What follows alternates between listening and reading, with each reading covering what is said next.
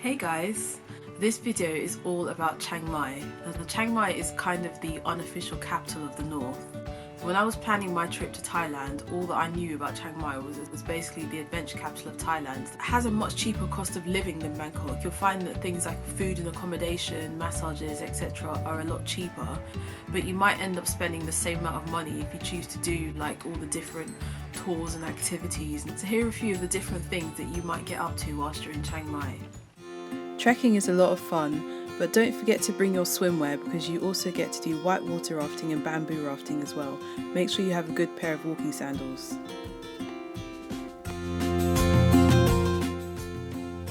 Doi Suthep Temple has lots of stairs, but it's well worth it for the amazing views of Chiang Mai.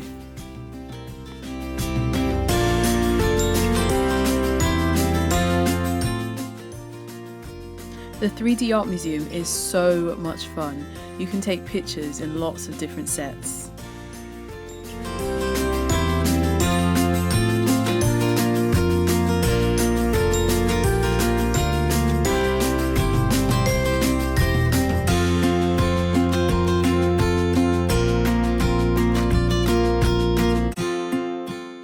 Doi Thanon National Park contains the highest point in Thailand.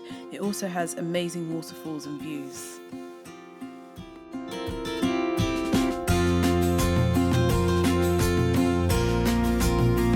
Going ziplining was one of my absolute favourite things that I did whilst I was in Chiang Mai.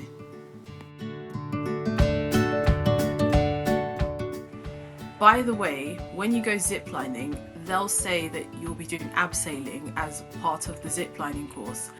This is what they mean.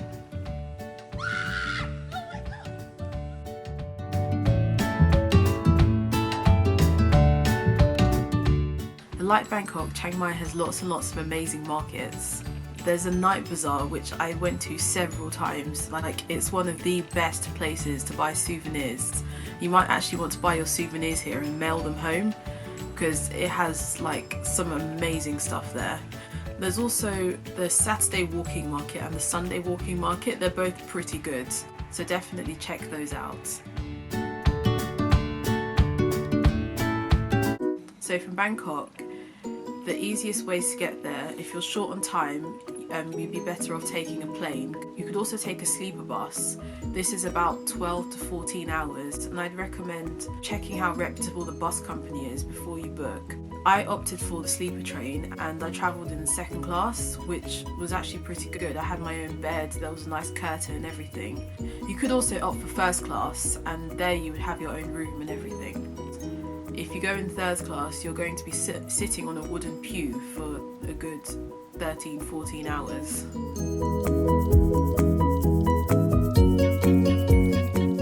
If you're staying in the centre, close to the Taipei gate, then it's actually possible to walk to a lot of places, especially the night bazaar and the Sunday walking markets. If you're going somewhere a little bit further out, such as like the Tiger Kingdom or something, the most cost-effective way to get around is often to take one of the red Songatal taxis. They're basically like shared taxis all going in the same direction. They often congregate around the North Gate, so if you head over to the North Gate, you'll usually be able to find people who are going in the same direction as you, and this is usually the cheapest way to travel. If you would rather transport yourself around, it is possible to rent a scooter.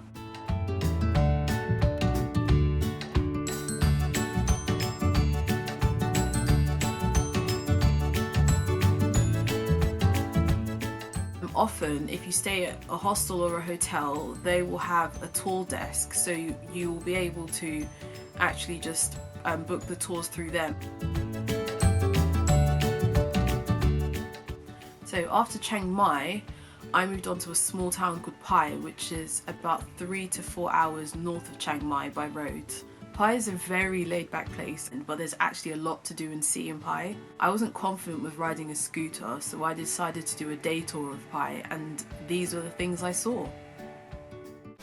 I definitely recommend visiting the Pai strawberry farm.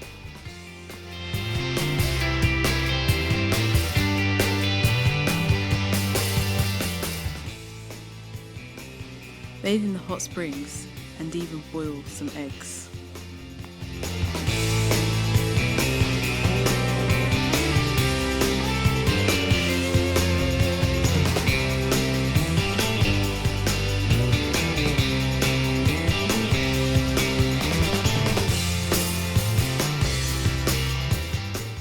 The canyon was my favourite place that I visited in Pai. Don't forget to check out the walking streets. In order to get there, it's actually possible to fly to Pai from Chiang Mai, but there's only one airline that actually flies the route.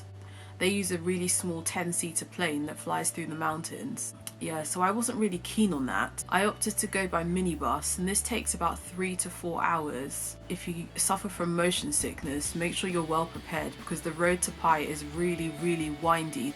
You can usually book the minibus through your hostel or hotel. Some people choose to ride to Pai from Chiang Mai on a scooter, but you should only really attempt this if you're really confident with riding because of all the twists and turns on the road. One thing to note about Pai is that most of the hostels are actually in the mountains, and like the dorm rooms and huts are often made of bamboo. Like during the day it's actually really warm, but once it gets to about 6 or 7 p.m. the temperature starts to drop. Due to a cold wind that blows off the mountains, it can go down to less than 5 degrees centigrade. You might find yourself wearing the entire contents of your backpack or suitcase just to stay warm. I'm not joking. If you're planning to visit Pai as part of your trip, make sure you take some kind of hoodie or fleece. Hope you enjoyed this video. If you did enjoy it, don't forget to give it a like and don't forget to subscribe, and I'll see you on the next video. Bye!